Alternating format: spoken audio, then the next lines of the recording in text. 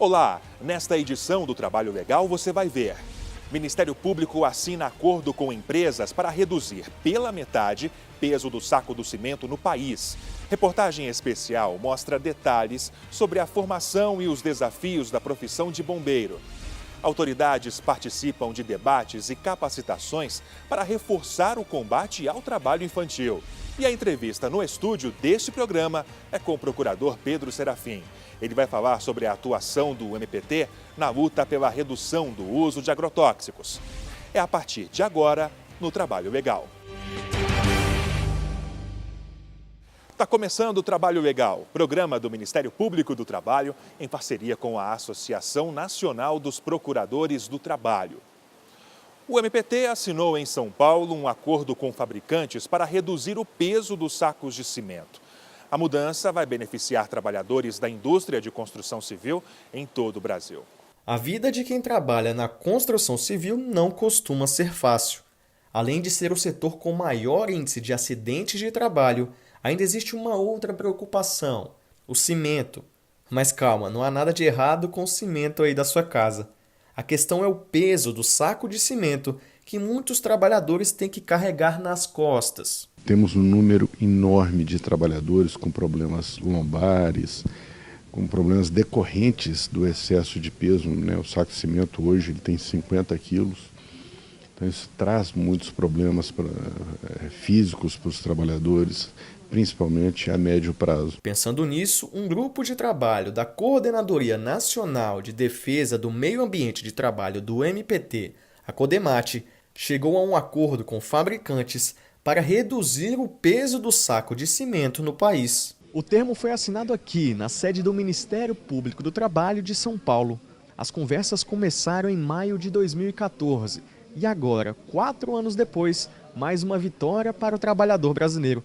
Pelo acordo, as empresas se comprometem a reduzir o peso dos sacos de cimento pela metade, de 50 para 25 quilos. É uma negociação demorada porque as empresas vão ter que fazer investimentos nas plantas para mudar todo o processo produtivo e para reduzir o peso do saco de cimento para 25 quilos. Então foi um processo bastante longo, demorado, teve uma grave crise econômica que afetou muito o setor durante esse processo, que retardou um pouco o nosso trabalho, mas nós estamos muito felizes de estar culminando com a assinatura desse termo de compromisso, que é um marco histórico para nós da CODEMAT. O Sindicato Nacional da Indústria do Cimento esteve entre os parceiros que assinaram o acordo. Ao longo dos anos, essa indústria vem reduzindo significativamente não só os problemas relativos ao meio ambiente, mas vem investindo fortemente na qualificação das pessoas. Mesmo no momento em que a indústria, como bem lembrou o Dr. Marcelo, passa por um período de enorme crise econômica, os investimentos nas pessoas vêm obtendo orçamento e atenção dobradas. As empresas têm até 10 anos para se adequar às novas medidas.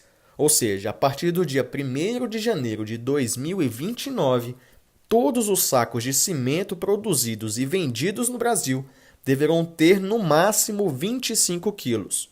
O Conselho Administrativo de Defesa Econômica defende o prazo. O prazo estabelecido de 10 anos foi considerado suficiente para que houvesse adaptação de toda a indústria aos termos do acordo. Importante observar também que o fato de o acordo compreender todos os setores, ou melhor, todos os componentes, todos os fabricantes de cimento impede que haja qualquer tipo de distorção concorrencial entre eles.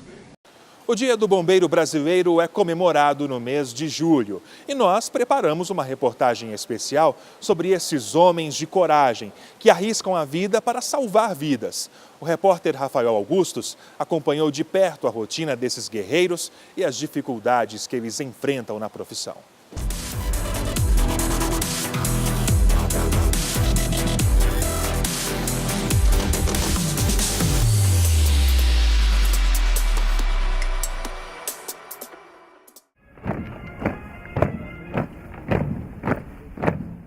Logo cedo, antes das atividades, todos os alunos do curso da Academia de Bombeiros se reúnem para a formação matinal. Brasil! O último concurso do Corpo de Bombeiros do DF foram mais de 57 mil candidatos para 376 vagas. A Isabela foi uma das aprovadas. Isabela, fala para nós, o concurso é difícil? Sim, o concurso é bem difícil, é muito concorrido. Para minha área, que é a área do quadro complementar como fisioterapeuta, eram 2 vagas para em torno de 900 candidatos. E sim, eu precisei me dedicar bastante, estudar muito. Quantas horas por dia mais ou menos você estudava? Eu estudava em torno de 8 horas durante a semana, à tarde e à noite. De manhã eu ainda conseguia exercer a minha profissão como fisioterapeuta. E nos fins de semana eu estudava em torno de 12 a 14 horas. Atualmente, em todo o Brasil, são mais de 50 mil bombeiros. O maior efetivo está no Rio de Janeiro, que tem mais de 15 mil militares. É uma prova escrita, teste físico, o médico e depois uma pesquisa social, para ver se não tem nenhum problema que inabilite ele a entrar na corporação. É por concurso público. Então, foram 5 editais para os candidatos. Então, essa turma que chegou agora, cada um passou por uma fase, por um tipo de edital diferenciado. Por quê? Alguns entram como praças, soldados, outros como aspirante oficial e os cadetes, que é o tenente que vai trabalhar na gestão da tropa e no socorro propriamente dito.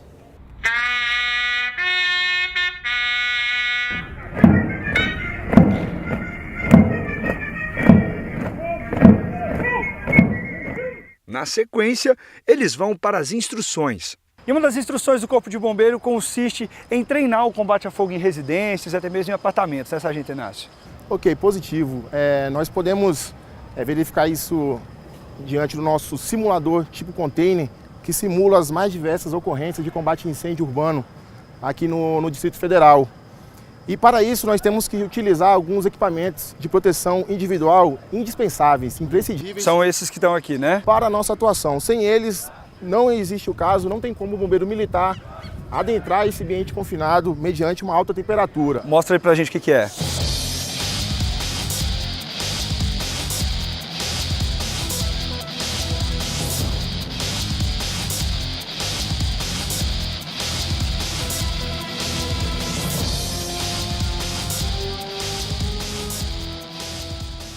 Ó, agora em pé que a gente vê realmente o peso da roupa.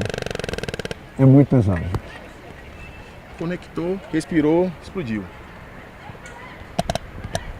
Respira. Agora eu respiro por aqui. Isso. Beleza, agora veste a sua, vamos lá? Vamos lá?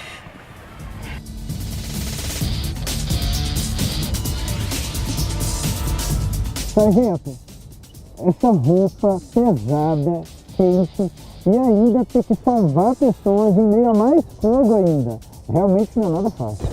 Não é, e é por isso que o candidato ao prestar o concurso do Corpo de Bombeiros, ele tem que passar no mínimo 10 meses conosco no CFP, que é o curso de formação de praças, e no CFO, que é o curso de formação de oficiais, ele tem que passar 2 anos, submetidos a muitos testes físicos, né, psicológicos, para poder aguentar tudo isso. Nós vamos mostrar agora como é que combate incêndio? Vamos. Bora lá.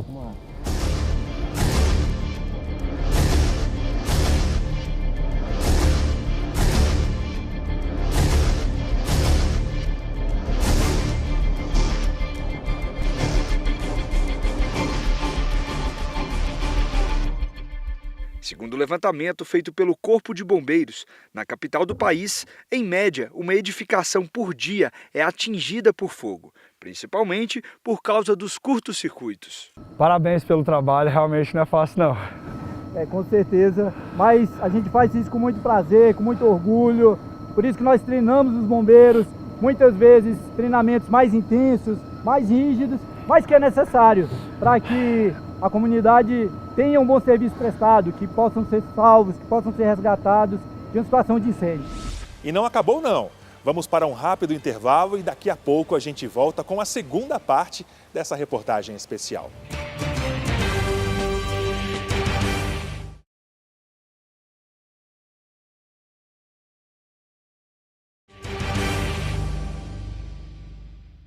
Estamos de volta com a segunda parte da reportagem especial sobre os bombeiros. O O repórter Rafael Augustos vai mostrar como esses profissionais enfrentam as dificuldades de uma rotina de riscos e desafios.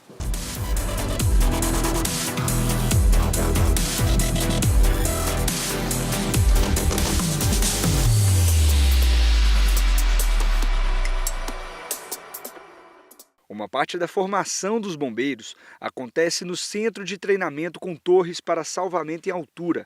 Os prédios foram construídos em parceria com o governo japonês, com arquitetura inspirada nas construções de Brasília. E as torres, a gente vê os detalhes ali, elas são inspiradas nas obras arquitetônicas aqui de Brasília, não é qualquer torre, né? Isso.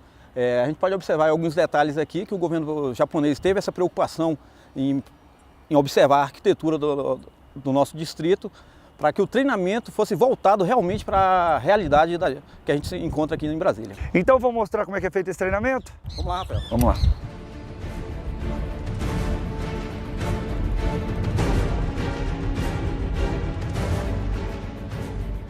Subtenente, antes da gente passar para as torres, tem um treinamento prévio aqui, né? Isso.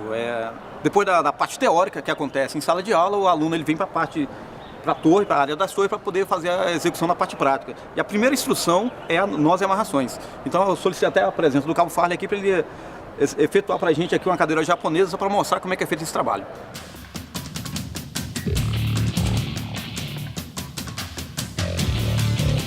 E agora a gente passa para a torre? Sim, vamos agora, depois de nós amarrações, o aluno já está habilitado a poder subir na torre. Então vamos lá, Fábio? Vamos.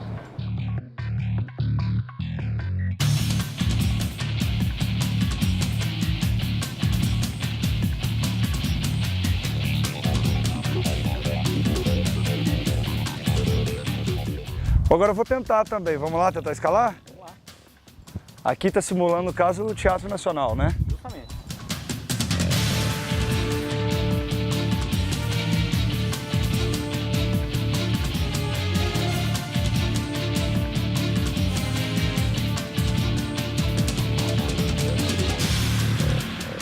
Não é fácil, não, tem que ter braço, né? À toa que eles têm teste físico antes de entrar no Corpo de Bombeiros. Na verdade, Rafael, o que a gente fez até agora, a gente está fazendo ainda a parte de acesso até a vítima. Sim. Nós fizemos um acesso da parte inferior para a parte superior, agora nós vamos fazer o contrário. Nós vamos fazer do pavimento superior, alcançando a vítima, simulando que seja um resgate de uma pessoa presa no andaime ou talvez dentro de um poço.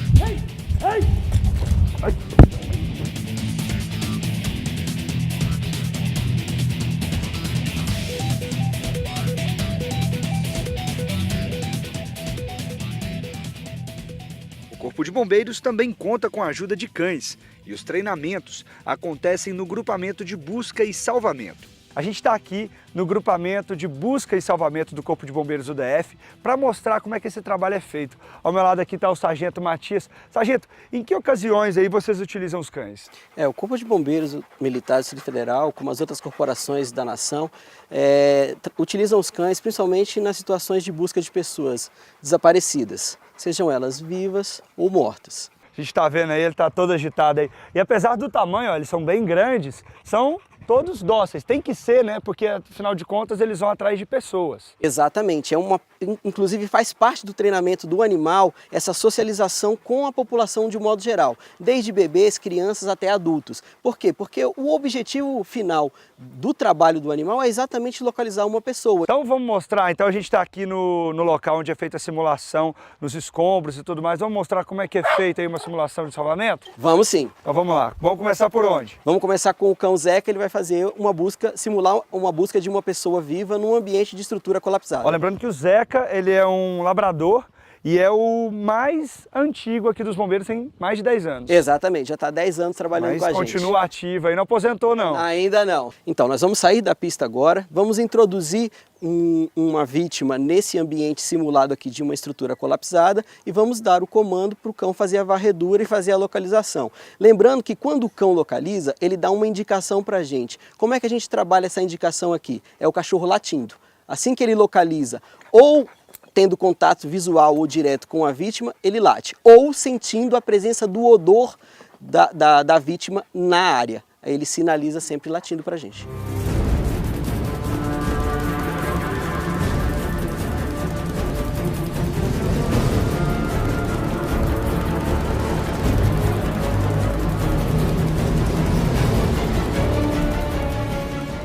Aí, ó, aqui de dentro, parece que o Zeca me achou. Neste momento, o cão Zeca, depois de ter feito a varredura na área, sendo orientado pelo condutor Fernando, ele localiza a vítima e ele começa a indicar para a gente que localizou algo diferente e começa a latir. Avisando que encontrou alguma coisa. E aí, Zeca, costura, me achou? É? O que é?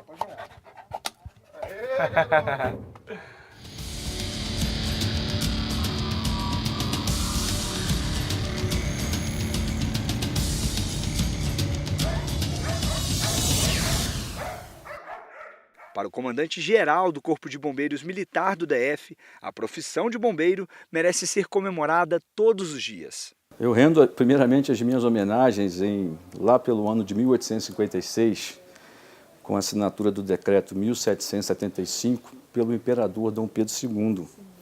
Lá ele idealizou o Corpo de Bombeiros Provisório da Corte.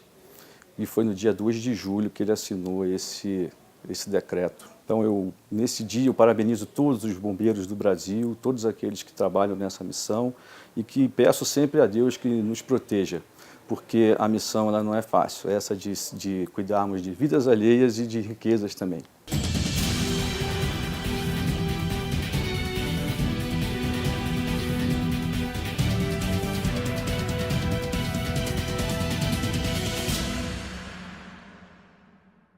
Vamos acompanhar agora mais uma entrevista sobre temas importantes da atuação do MPT. O assunto de hoje é agrotóxico e para falar sobre isso, vamos direto para o nosso estúdio. E para falar sobre o assunto, eu recebo aqui no estúdio do Trabalho Legal o subprocurador-geral do Trabalho, Dr. Pedro Serafim. Seja muito bem-vindo. Para mim é um prazer estar aqui nesse programa tão importante para o Ministério Público, para o trabalhador e a sociedade de uma forma em geral. Sobre a questão dos agrotóxicos, nós preparamos uma reportagem especial para que você possa entender um pouco melhor o tema. Vamos acompanhar. A cada 3 dias, pelo menos uma pessoa morre no Brasil vítima de intoxicação por agrotóxicos, que também causam 8 intoxicações por dia no país. Para acabar com esses números, o Ministério Público do Trabalho apoia a criação, o mais urgente possível, da Política Nacional de Redução do Uso de Agrotóxicos, conhecida como PNARA, prevista no Projeto de Lei 6.670 de 2016. De 2007 a 2014, foram registradas 1.186 vítimas fatais e cerca de 25.400 pessoas intoxicadas por defensivos agrícolas, entre elas mais de 2.000 crianças. O contato com agrotóxicos pode trazer danos à saúde das pessoas, como Parkinson, autismo, neuropatias tardias, doenças hormonais e reprodutivas, depressão e até levar ao suicídio. Doutor Pedro, eu começo perguntando, o que propõe o PL do veneno? Bem, o PL do veneno representa um retrocesso em vários aspectos. Em relação à saúde do trabalhador, o trabalhador é aquele que está envolvido com a questão dos agrotóxicos, desde a fabricação, transporte, comercialização, uso e o descarte da embalagem vazia. E esse PL, ele tira todos os parâmetros de controle para a proteção da saúde do trabalhador, do meio ambiente, da sociedade, do consumidor de uma forma em geral. Primeiro muda o nome, agrotóxico para defensivo fitossanitário, não existe. A Constituição fala de agrotóxico, então essa mudança já é inconstitucional.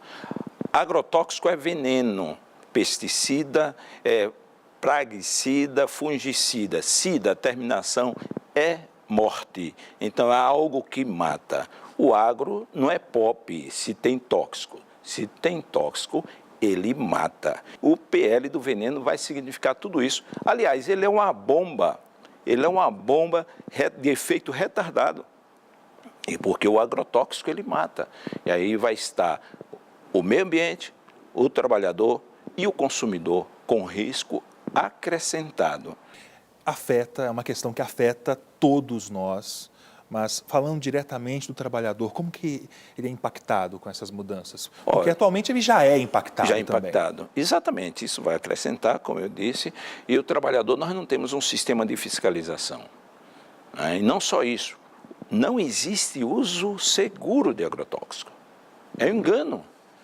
Pesquisas recentes aqui no Brasil e fora do Brasil mostram que lugares onde nunca foi pulverizado agrotóxico, lugares mais altos, e lá embaixo se plantou, evaporou a molécula, a nuvem levou a molécula, choveu na colina, nas montanhas, e lá tem agrotóxico. Então tem agrotóxico no campo e na cidade. As donas de casa precisam atentar para isso, que a feira que ela faz, leva para casa, grande quantidade é de agrotóxico que ela está levando. Agrotóxico no leite materno, isso é muito sério. Então o PL do veneno é um retrocesso. Diante deste cenário, quais ações estão sendo desempenhadas pelo MPT? Você vai conferir depois do intervalo. Voltamos em 1 minuto.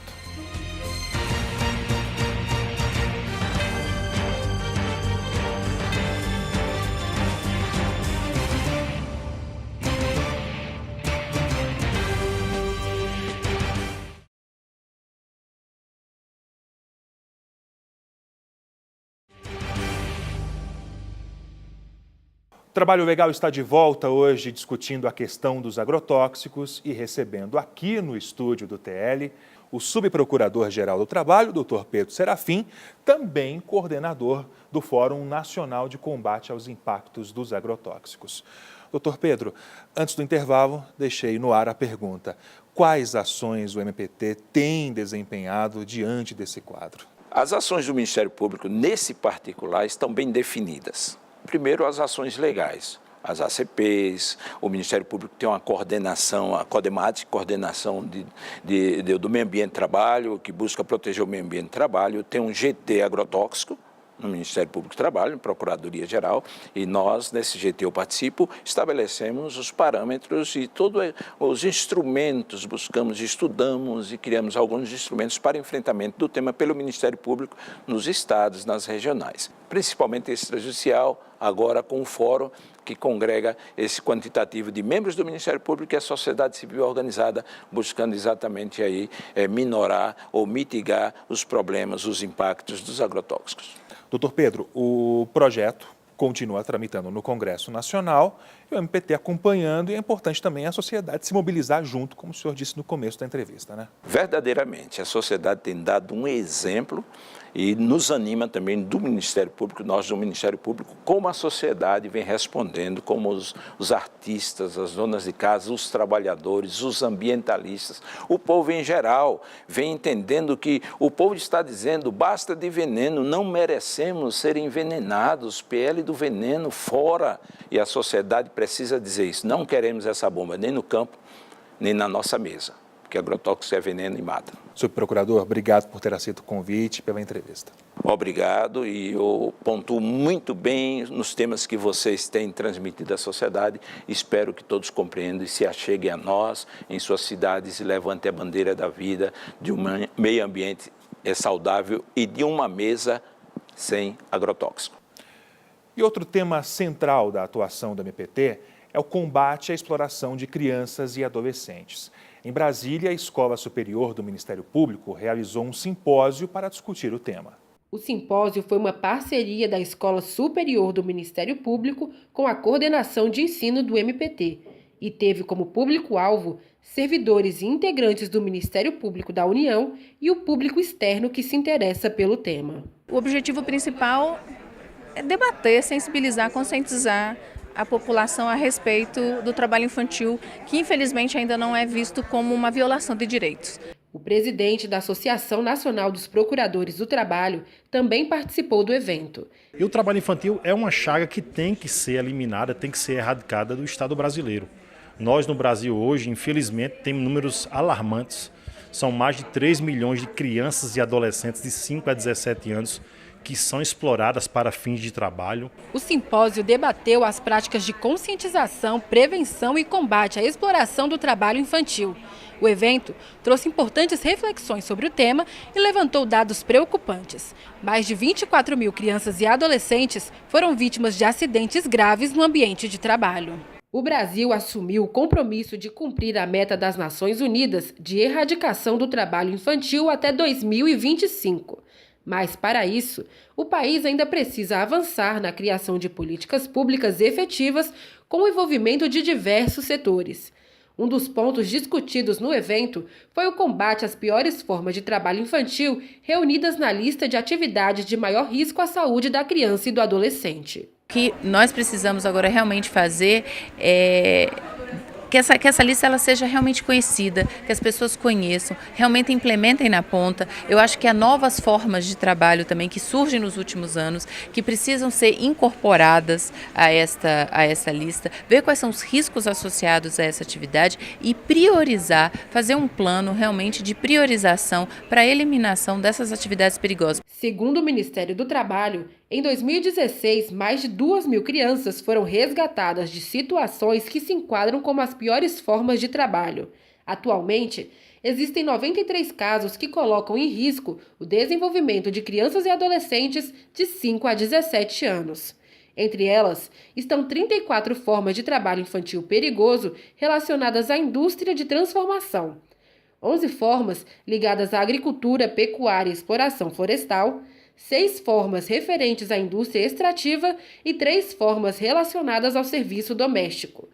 O vice-coordenador nacional de combate à exploração do trabalho da criança e do adolescente do MPT, Ronaldo Lira, destaca a preocupação da Cor de Infância em combater as práticas de trabalho infantil perigoso, onde há envolvimento em serviços ao narcotráfico ou de exploração sexual. Além das investigações tradicionais através dos nossos inquéritos e ações civis públicas, a Cor de Infância tem uma atuação nacional através dos nossos projetos, que é o projeto da aprendizagem, ou seja, a contratação de aprendizes por empresas, o projeto de políticas públicas que visa conversar com a administração pública para que implemente projetos direcionados no combate ao trabalho infantil e também um projeto de educação que culmina no MPT na escola. Ou seja, são a qualificação, capacitação dos professores e educadores em relação à questão do trabalho infantil e também a execução de um prêmio que chama MPT na escola, que o MPT faz todo ano. Ainda somos um país que tem avançado por suas instituições, o MPT é uma dessas instituições que é muito reconhecida internacionalmente por sua atuação de combate ao trabalho infantil. Então, nesse tema, felizmente, ainda somos um país que é reconhecido por seus avanços e tem compartilhado muitas boas práticas, inclusive nós, pelo MPT. Quem quiser contribuir para a erradicação do trabalho infantil no Brasil e denunciar os casos de crianças e adolescentes em situação de trabalho que não seja em condição de aprendiz, é só acessar o site do MPT. Esta edição vai ficando por aqui, mas antes de encerrar, lembro que a sua contribuição é sempre muito importante para a gente. trabalholegal.pautas@gmail.com é o nosso contato para o envio de críticas ou sugestões de reportagem. Outras informações sobre o Ministério Público do Trabalho você encontra em www.mpt.mp.br e também em nossas redes sociais. Obrigado pela audiência e até semana que vem.